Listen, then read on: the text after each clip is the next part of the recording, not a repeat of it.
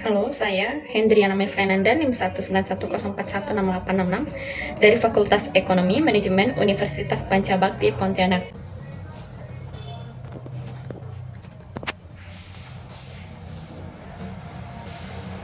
Baik, dalam video kali ini kita akan membahas ujian tengah semester e-marketing, di mana di sini kita akan bahas brand produk makanan, yaitu produk snack atau brand Fitbar. Jadi di sini Fitbar adalah salah satu produk unggulan perusahaan di mana masuk dalam 4 produk paling berpengaruh dengan memberikan kontribusi sebesar 4% dari total pendapatan seluruh produk naungan.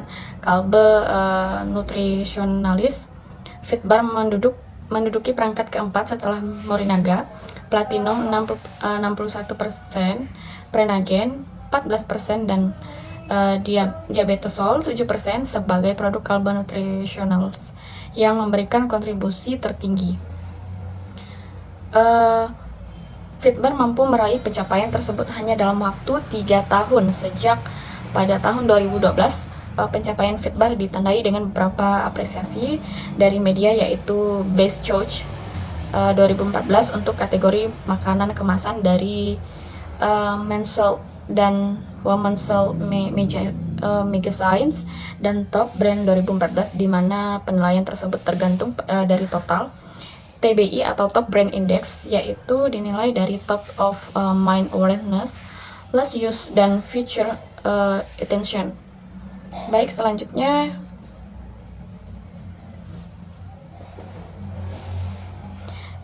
ada manfaat strategi. Itu adalah yang pertama. Poin pertama, dalam persaingan produk sejenis dan tingkat kualitas yang mirip, reputasi korporasi memberikan preferensi untuk membangun hubungan bisnis. Lalu poin yang kedua, bila perusahaan menghadapi situasi kontroversial, reputasi mampu menarik dukungan. Dan poin yang ketiga, di pasar uang, reputasi merupakan nilai perusahaan. Nah, lalu metode penelitiannya, yaitu penelitian ini menggunakan kualitatif sebagai metode penelitian deskriptif untuk produk Fitbar, karena penglihatan, pendengaran, dan indera perasa adalah ekspresi natural manusia yang mampu menjelaskan suatu fenomena. Wawasan yang diterima saat meneliti dapat munculkan suatu jawaban terbaru sebagai hasil penelitian. Lalu sosial media dilakukan Fitbar dengan editorial plan setiap hari, kuis berkala, tactical campaign. Lalu kegiatan promosi Fitbar melalui publisitas bertujuan untuk menjaga hubungan harmonis, tidak ada komponen penjualan ataupun sebagainya. Fitbar membuat beberapa identitas atas brandnya berupa gimmick sebagai hadiah dalam beberapa kesempatan acara. Gimmick tersebut antara lain gelas keramik, botol plastik, tas, dan produk pouch bag. Selain itu, para SBG atau Sales Promotion Girl ketika melakukan kegiatan promosi juga selalu mengenakan seragam Fitbar.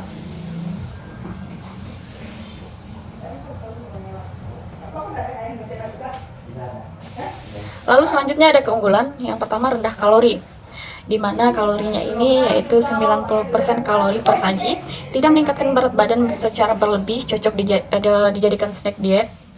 Lalu yang kedua, bebas kolesterol untuk menjaga kesehatan jantung. Atau selanjutnya, bebas asam lemak, trans fatty acid untuk menjaga kesehatan jantung juga. Terbuat dari oat, quinoa, whole wheat sebagai sumber serat untuk menjaga kesehatan saluran cerna dan kesehatan jantung. Kalsium untuk kesehatan tulang dan gigi, vitamin A, B12, dan C untuk meningkatkan daya tahan tubuh. Lalu varian rasa dari Fitbar ini pun bermacam-macam rasanya, ada rasa fruit, nuts, dan yang terakhir coklat. Lalu selanjutnya ada dari penampilan kemasan dari Fitbar dapat kita cerna desain dari kemasan Fitbar praktis dan juga esai crying. Di sini maksudnya mudah dibawa kemana aja. Untuk gambar gandum dan buah juga sudah cukup menunjukkan lifestyle-nya hidup sehat secara langsung. Cara mengkonsumsi snack Fitbar ini juga sama seperti snack-snack lainnya. Lalu di sini dapat kita lihat kompetitornya Fitbar ada Soy Joy, Zoo, Coco Crunch, tapi yang lebih mirip karakteristik untuk snack yang sehat dapat kita lihat itu cuma Fitbar sama Soy Joy. Dari foto di atas dan pesaing mereka pun masih belum banyak. Arti pesaing kompetitor adalah bila bisnis atau produk kita sama dengan bisnis atau produk milik orang lain, varian rasa dan Fitbar ini juga sangat memperhatikan para konsumen, di mana mereka yang sudah nge-stock dengan snack-snack lainnya dengan rasa coklat contohnya, dan itu pun dapat mereka nikmati dengan snack Fitbar ini. Jadi setelah selain enak, ia pun sehat untuk dikonsumsi. Lalu selanjutnya ada SWOT, di mana di sini ada strength, weakness, opportunities, threat. Strength atau kekuatan sendiri. Yang pertama, bahan baku mudah didapatkan di Indonesia, harga bahan baku yang relatif murah, kemudian memiliki varian rasa yang beragam dan disesuaikan dengan selera konsumen. Fitbar ini sangatlah praktis dan juga easy crying. Di sini maksudnya mudah dibawa kemana aja. Lalu weakness atau kelemahan, distribusi produk sulit karena mudah rusak, tidak bisa tahan lama.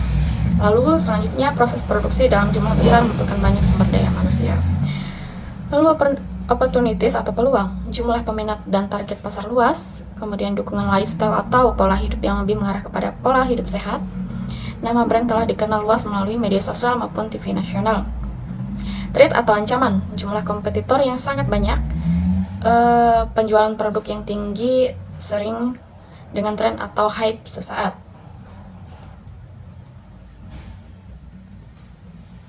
Nah, lalu selanjutnya sasaran atau target market untuk cemilan ini itu berkisaran 18 sampai 25 tahun. Gendernya wanita dan laki-laki, lebih ke orang yang sedang menjalani program diet ataupun yang lifestyle hidup yang lebih mengarah ke pola hidup sehat. Tagline dari produk Fitbar ini, snacking with no worry, karena Fitbar ini adalah snack yang bebas dari kolesterol, bebas dari lemak trans, dan memiliki kandungan kalori yang rendah. Maka menurut saya tagline ini sangat menjanjikan para konsumen, terbukti dan komposisi-komposisi yang ada di Fitbar ini. Kini gemuk tidak perlu khawatir lagi untuk mengkonsumsi cemilan-cemilan yang ada, karena kini ada Fitbar penggantinya. Itulah inti dari tagline dari Fitbar ini. Untuk pledge dari Fitbar ini pun dapat kita temui di minimarket, Alfamart, Indomaret, Carrefour, Hypermart, Heroes, Super Indo, dan lain-lain. Dan pembahasan terakhir dari 4P dan promotionnya itu sendiri adalah melalui iklan TV, sosmed, mall, SPG, dan lain-lain. Adapun untuk sosial medianya ada di IG, Facebook, serta websitenya sendiri. Lalu selanjutnya melalui digital yakni e-commerce melalui Lazada dan Blibli, perusahaan juga kemudian bagi konsumen dalam proses transaksi dengan adanya toko online. Dalam mengelola saluran pemasarannya melalui strategi dorong dan strategi tarik, Fitbar menggunakan alat bantu yaitu bauran promosi periklanan, penjualan personal, promosi penjualan, hubungan masyarakat, dan penjualan langsung. Lalu selanjutnya ada selain itu, Fitbar juga melakukan pemasaran secara online. Fitbar ini membuat banner, brosur, spanduk, umbul-umbul, billboard, dan iklan televisi untuk menarik perhatian dengan konsep yang unik dan cantik, sehingga mampu memicu konsumen. Dalam mendesain untuk media cetak dibuat dengan warna yang dapat menarik perhatian konsumen. Brosur, spanduk, umbul-umbul, dan banner banyak digunakan ketika mengadakan suatu acara atau hanya sebagai awareness bagi konsumen yang dapat ditangkap oleh mata. Lalu media sosial yang digunakan ada IG, Facebook, dan websitenya sendiri.